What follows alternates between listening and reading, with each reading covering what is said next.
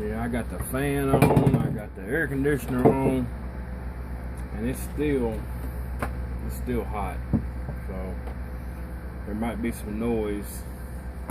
We're going to use gasola around this side cover.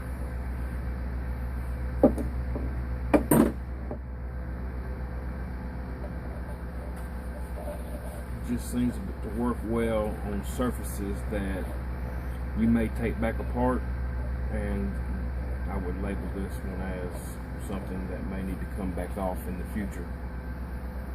So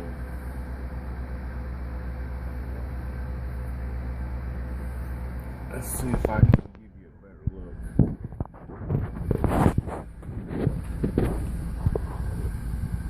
And of course, this cover will cover up all that. It's in there. We got our new fuel line. We got our gas tank down there. We got a new oil pan. We got our mag cleaned up. We got our bearings cleaned up. We're pretty much ready to go. Just gotta get it put back together. So I'm not gonna bore y'all with using gasoline and putting this side cover on. So I'll go ahead and get that done and turn y'all back on when I move on to something. John Deere oil pans. We done cut us out one. I'm gonna go ahead and cut these other 5 out.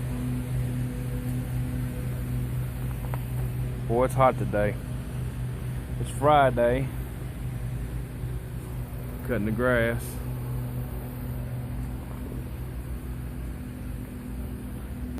I'm gonna get on. Well, this is what we've got done up to this point. I got the new rings on. I gotta put the piston in there, fit it to the rod, and put the head on. There's the head. And I think we'll be ready to go. So I think I can get all this done this afternoon and tonight, which is Friday. And I plan on starting this thing, say Saturday morning. So I'll definitely do a video of the startup. Thanks for watching. I kind of wanted to tell everybody that this John Deere engine here that we're looking at right here is the best John Deere engine that I have took apart and rebuilt. Meaning there's very little wear on all the parts. I mean, the piston, y'all can tell I mean, there's hardly no gap. The cylinder hardly has any wear. You see how that lip, how big that lip is on these John Deeres? You can pretty much just push the piston in, and you don't need a ring compressor.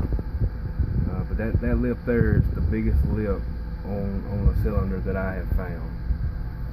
And whenever I put this piston in that to check for how much it was wore, it was pretty much it was none. The bushings, the Babbitt bearings, whenever I clean them off, you can still see the factory grooves. And then, when they came from the factory, they had just a very fine groove. It wasn't much at all, and you could still see remnants of that. So the magneto is just pretty much the same. It's just a good magneto. I did replace the fuel line. I did replace the gas tank. I did replace the oil pan. Even the block, the casting on the block is I mean, it's good. It's just, I can't say enough about this engine. And it's actually an early John Deere. It's a 1925. So it's early in the production. I think they started in 24. So it's 1925. It's got the brass tag on the rear of the engine, which makes it more, I guess, rare. I did put it on the correct length skids. They're just some old, probably cut like they would have been back then, but I did not paint them. I actually put a little stain on them and some polyurethane. Put my tag on it there. If y'all can see that or not.